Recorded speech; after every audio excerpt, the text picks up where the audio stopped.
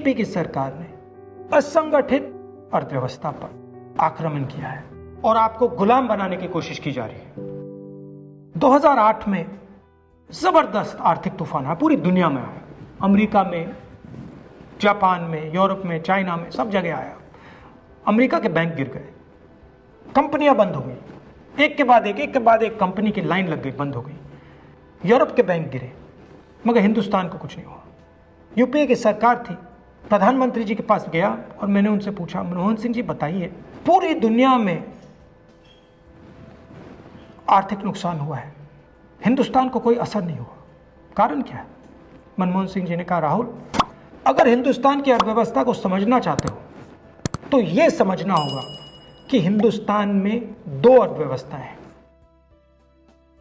पहली असंगठित अर्थव्यवस्था और दूसरी संगठित अर्थव्यवस्था।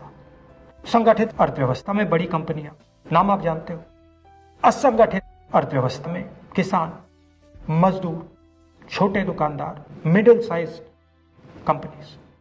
जिस दिन तक हिंदुस्तान का असंगठित सिस्टम मजबूत है, उस दिन तक हिंदुस्तान को कोई भी आर्थिक तूफान छू नहीं सकता। अब आज के दिन आते हैं।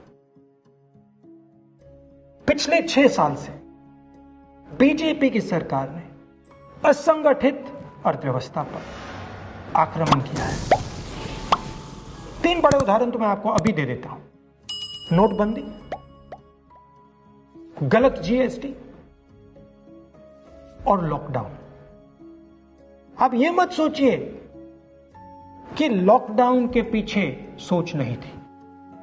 यह मत सोचिए कि गलती से आखिरी मिनट पे लॉकडाउन कर दिया गया है।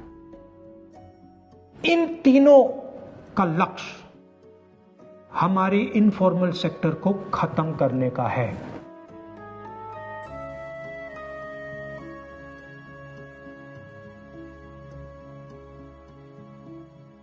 प्रधानमंत्री जी को अगर सरकार चलानी है, मीडिया की जरूरत है, मार्केटिंग की जरूरत है। मीडिया और मार्केटिंग 15-20 लोग करते हैं। इनफॉर्मल सेक्टर में पैसा है, लाखों करोड़ रुपए, जिसको ये लोग छू नहीं सकते।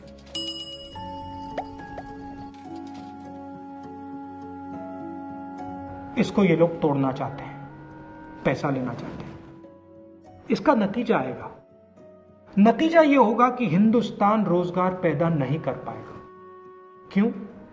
क्योंकि इनफॉर्मल सेक्टर 90% से ज्यादा रोजगार देता है।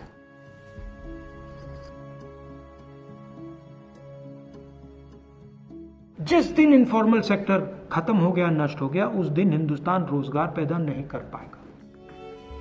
आप ही इस देश को चलाते हो, आप ही इस देश को आगे ले जाते हो और आपके खिलाफ साजिश हो रही है। आपको ठगा जा रहा है और आपको गुलाम बनाने की कोशिश की जा रही है। हमें इस आक्रमण को पहचानना पड़ेगा और पूरे देश को मिलकर इसके खिलाफ लड़ना पड़ेगा।